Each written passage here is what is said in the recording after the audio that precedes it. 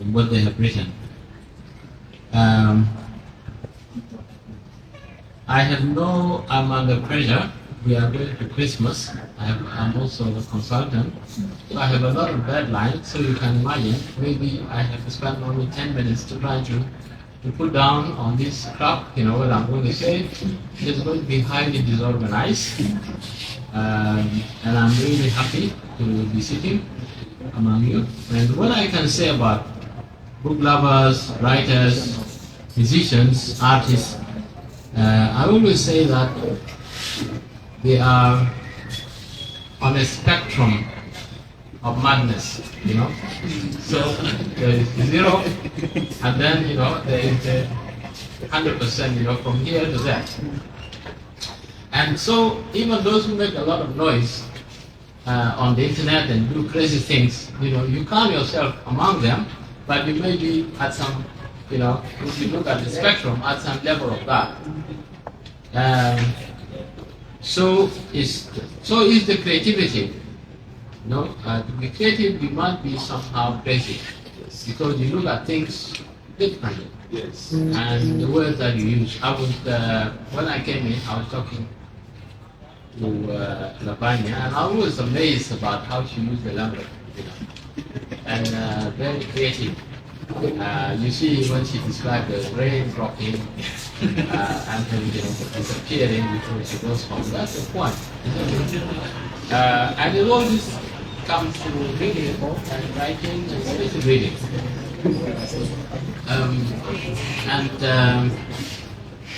So I think here I'm going to talk generally about the obvious, which is the benefits of reading.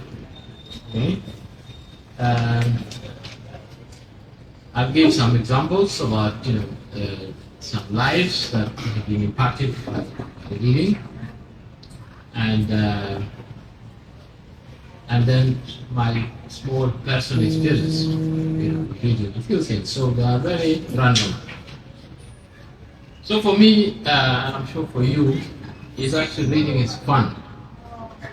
It's fun. You enjoy yourself, really. You enjoy yourself. And they say there's nothing as nice as a cup of coffee and a book and a good book. And they say, nobody is miserable like somebody on a rainy day with no book inside, because this is where you can. So it is fun, and it's the best way of passing time. And for me, I read several books at the same time. If I get tired with this one, I go to that one. So sometimes, if I want to relax from reading, then I relax with another book. So because it's different, so even when I'm going to bed, I would say, okay, there's something on the bedside, I pick it up, read a little bit of that, then read the book. Can be even academic or whatever. Of course, we get a lot of knowledge by reading. Learn the things that we go to places that we have never seen, but we can imagine. Go to times that we cannot, we have not been there, but the books will take us there. You get to know about different cultures, even if you have not traveled in these places. Whether Americans or whether British or Russians or French, you get to know through the books. And a lot of benefits. And you get to know other people's perspective. How do they? But also they shape your character. Inform you, educate you. And I say, yes, people say they learn by experience. So you do, and you by making mistakes and so on. But also you can learn by reading other people's books. Recently, I came across somebody I knew because I studied physics and electronics, a lot of physics in my studies. And one of the key people in atomic bombing, and one physicist who showed people how you can release energy under control from splitting an atom. Because atom, you split it, you use a lot of energy that can be destructive. There was an Italian Jewish guy called Enrico Fermi, and I know about the things, his contribution to nuclear physics, but he went to an old library in Rome, and he was looking through the books. He picked a Latin book, and he bought it, and he used that, and he taught himself physics, and eventually the things he learned was, when he discovered things before he was given a PhD. So he actually, the thing he knew became a PhD, and he went and presented it, and people were very surprised, and nobody clapped because they were shocked. And he was 17 at that time. So imagine, with a PhD. And that is by just learning from the book. So people say you cannot learn everything from a book, but I think people can. Books are very expensive. Now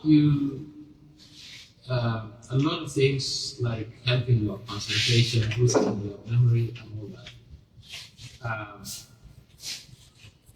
And you get to know the world around you. Now, I came across something that Einstein said and really impressed me, where he said, if you want your children to be intelligent, read them fairy tales. If you want your children to be more intelligent, do what? Do the math? No. Read them fairy tales. He repeated that. So it is this fiction and all that are the ones. Sometimes a lot of people come and they say, I have PhDs, I have masters, and then they'll have a second master's and the third master's. So I tell them this, instead of all these masters, read. Just read in your area, read popular books that have been written for the common person to consume. Read fiction, a lot of fiction, because this fiction captures the imagination, real life of somebody.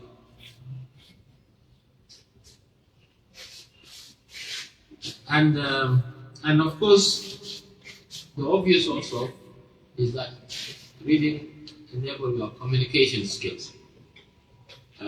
You see a big deal recently, I don't know about you, but my page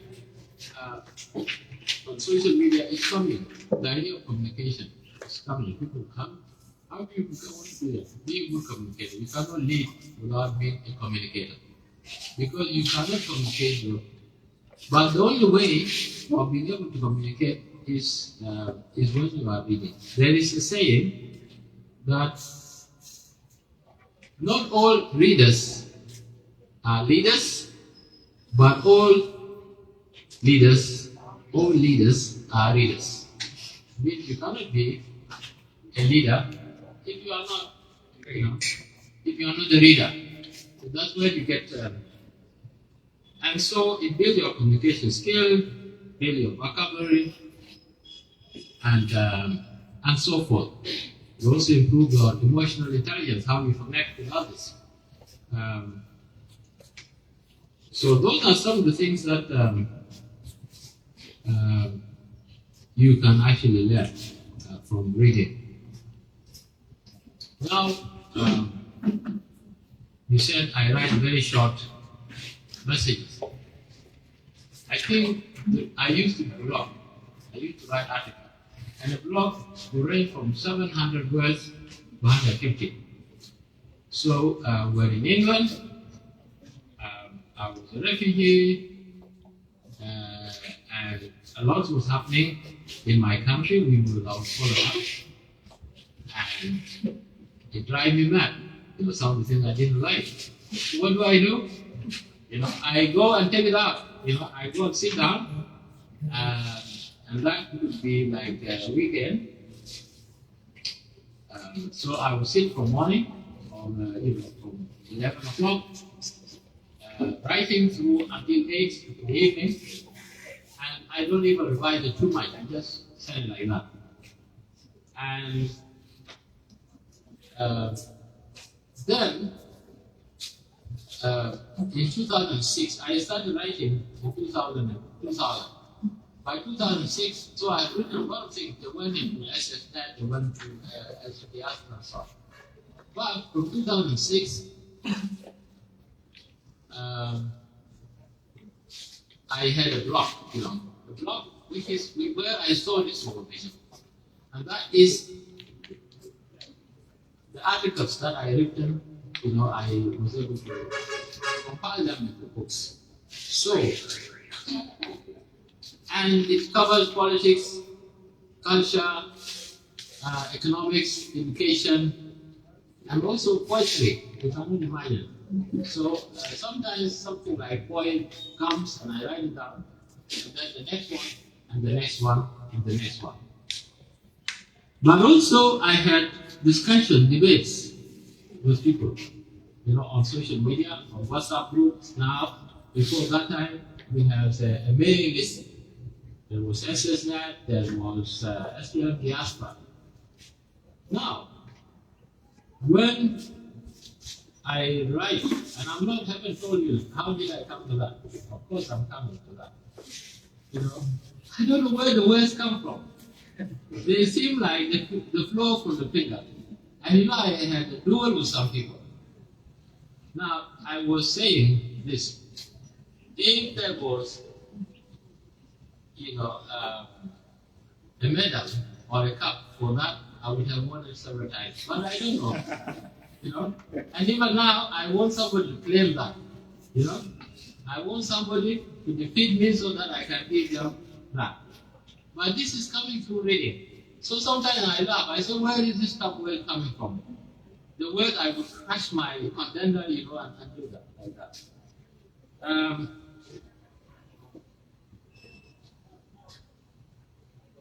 And I said, you can really know the best of it. I sat beside a young girl from Khartoum to here around 2008 and thereabout. And on Marsland has disappeared, never looked like it. And we were talking, and she's very fluent. So I asked her, where were you? Did you leave the country? She said no. She didn't leave the country. And she's very fluent in English. And I said, so where did you learn your language? She said, the English so well. She said, I went to British Council bookshop. Yeah? So she read herself. And I know there are many people who have never left the country, they are here, but when they speak, you cannot. Yeah? You cannot actually doubt. So that's what the reading does. We said about reading, telling you about cultures. Of course, I did science.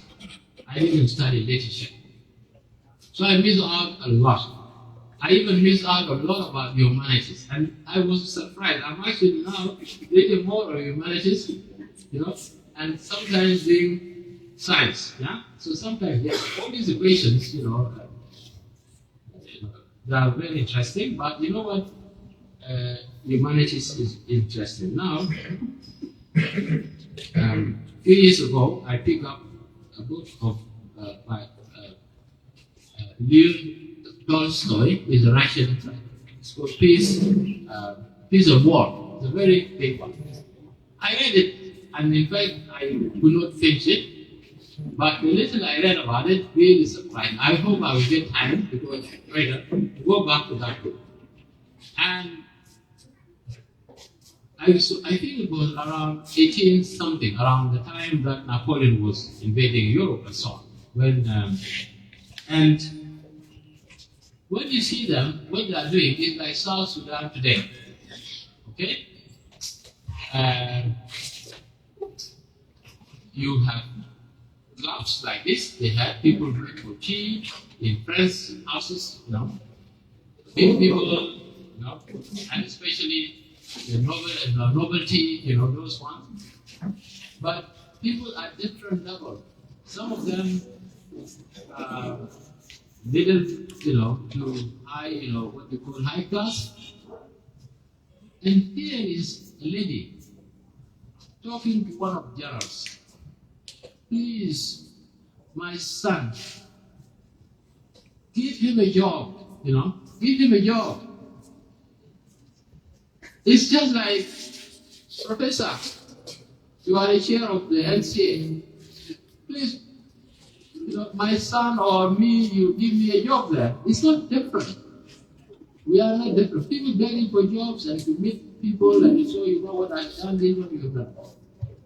Ladies fed up of war, because these people are dying, and talking about it, doing that. And look like South Sudan today. That's how it's killing people. So you get to know that. My own experience, of course, I studied my school in the 60s, late 60s, and that was, of course, for you, look like a century ago, isn't it?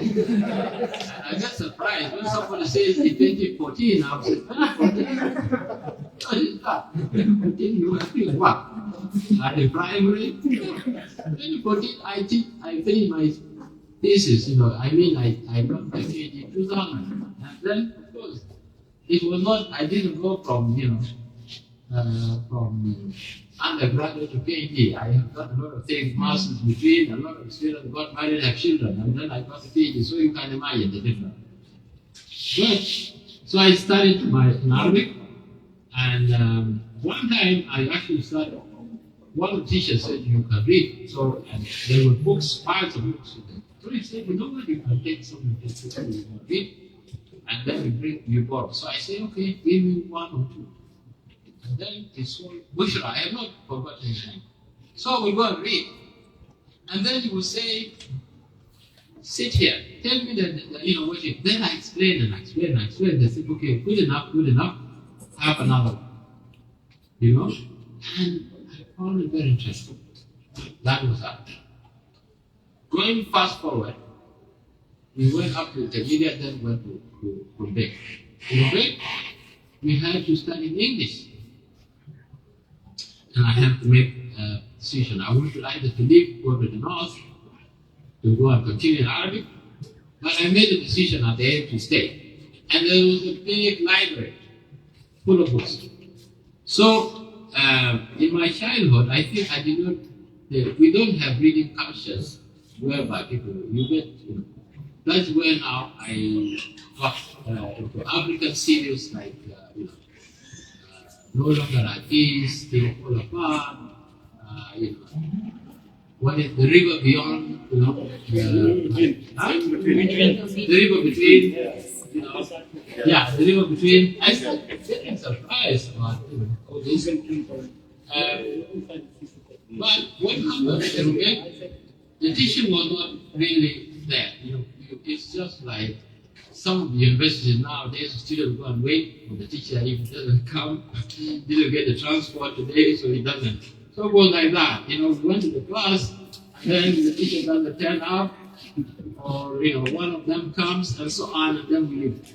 So I would take these books and I read with the lamp, with kerosene and so on. And then take some of the books home for holiday, and I read. That's where I read Prisoner of Zenda, which is very romantic. 39 Steps, Wuthering Heights, Pride and Prejudice, so it's very inspiring. 80 Days Around the World, The Man on the Moon, and so forth. So that is where my language started to form. You can say that's from this period. Then I was reading a lot, and from there I was reading books from friends and so on. I acknowledge we don't read that much, but the little that we read is the one that takes us far. And now I love books.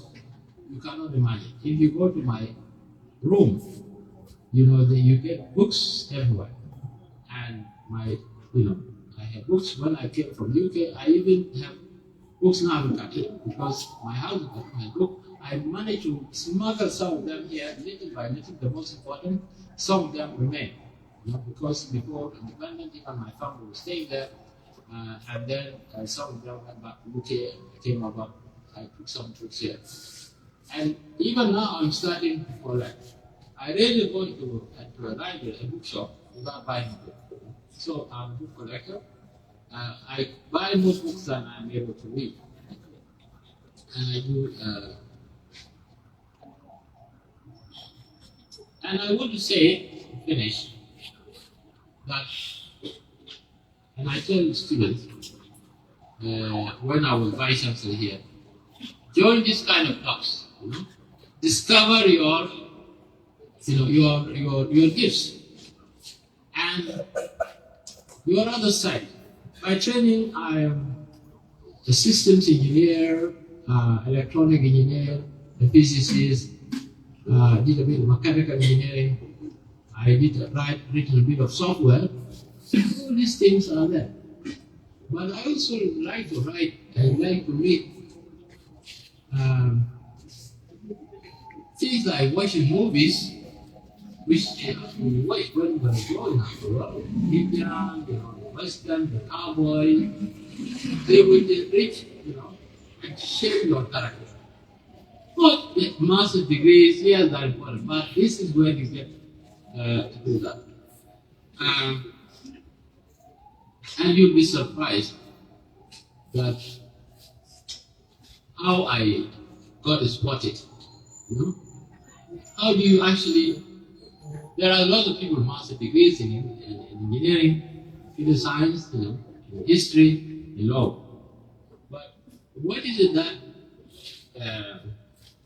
made me be lucky? Because when you get a job like it's like a lottery business. Let me tell you, I never dreamt one day to be a vice chancellor. Completely. I never thought about it. I thought it's that different type of people who are, like that. And interestingly, Professor Bate was my neighbor. We shared the same building in Akec. In Khartoum, when I came, I was housed by University people. Chris Sabino was vice chancellor. And he hosted me, he was kind. I was assistant professor, but he decided to buy a building for me. So Bate was next to me, and then one day they said he's the vice chancellor. I was not surprised. And then the people from university came and they made cleaning and they liked the place. The place became nice because we need the grass. Because now the vice chancellor lives here, they clean. But one day, we were organizing a conference. I was the chair of the technical committee. The first ICT conference Sudan actually organized by University people. Center for Computer Studies. We actually upgraded to the college now. I will post it as a deputy. And I was asked to write a speech for the vice chancellor. I wrote it when they call talking points, but the proper speech about it at that time. Then the minister, Peter Dwok, called me. He said to call me. He said, let the Turkey come, because I was, the technical committee here.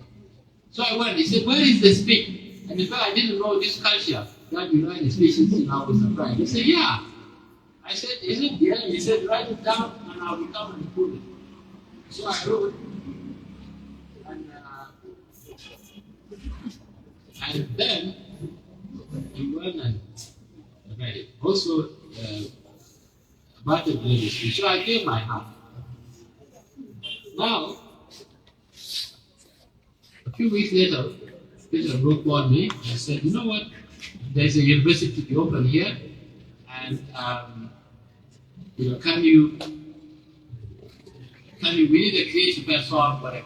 So I was nominated to and appointed to open the university in Northern Africa. So actually, I was doing vice chancellor of two universities. One, I did not achieve much because the resources. We even differed with the work because the work said no, we freeze this one here. And that helps. After 4 years of battling, trying to establish a university in Northern Africa, I was brought here. But brought is somebody who nominated me did not even consult me, and that was the Prof.John guy. And you know, when he came and talked, he said because he got exposed to me in blog, the thing I write. Can you see that? He's not a PhD in mechanical engineering and robotics. It's blogging. So you can see the idea of being actually of communicating. So he's the one that benefited me most, and in terms of developing, advancing my career, because I was able to communicate my thoughts, and it served me, you know, as vice chancellor here, I was able to share with the public what is happening inside the university, was able to defend, and so on. So, my friends, that is all I can say. I wish I could say more. And the title of my book, South Sudan, The Path Not Taken, is actually inspired by the poem of, I don't know anyone, by a British writer, who maybe it's called The Road Not Taken, by David Frost. And it's here it goes. Two roads diverge in a yellow route. And sorry, I could not travel both. And be one traveler, long I stood. There was nobody with him, isn't it? And looked down one as far as I could to where it buried in the underground. Then took the other as just as fair, and having perhaps the better claim, and having perhaps because it was grassy and wanted wear. Because nobody was walking there, isn't it? So he wanted to walk on top of it. Though as for that passing there, I had warned them really about the same. And both that morning equally lay in leaves not stepped out trodden black. Oh, I kept the first for another day. So he left, it didn't go that way. Yet, knowing how way leads on to way, I doubted if I should ever come back. I shall be telling this with a high side, where ages and ages hence, two roads diverge in a wood. And I took the one less traveled, and that has made all the difference. And I think the title of my was, The Path Not Taken, which I'm saying that I have made a lot of proposals, like you still do in my blogs. I advocated about certain things that should be taken, they were not taken. And so in my the articles really cover a wide range of topics. Some are economics, education, and policy, and culture, and poetry, and even poetry has an element of politics in it. And then the first chapter itself is the one that explains why I actually chose the title, that the path was taken. And in the middle, there are places that say that the leaders of South Sudan steered the country to the left when we should be going to the right, and then they turned to the right when they should be going to the left. They went through the fire when actually the wisest thing should have to stop.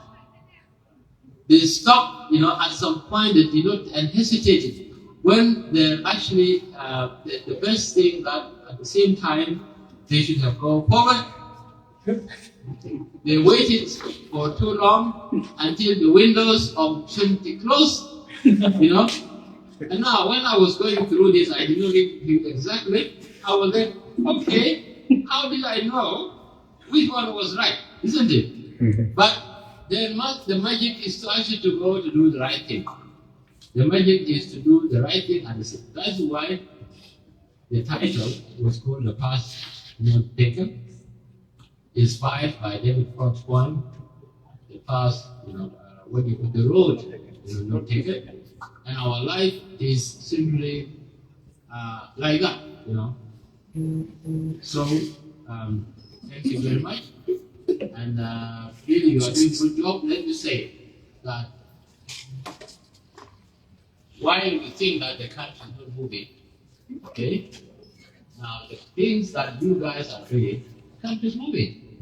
Slowly, and we'll find ourselves. Thank you very much.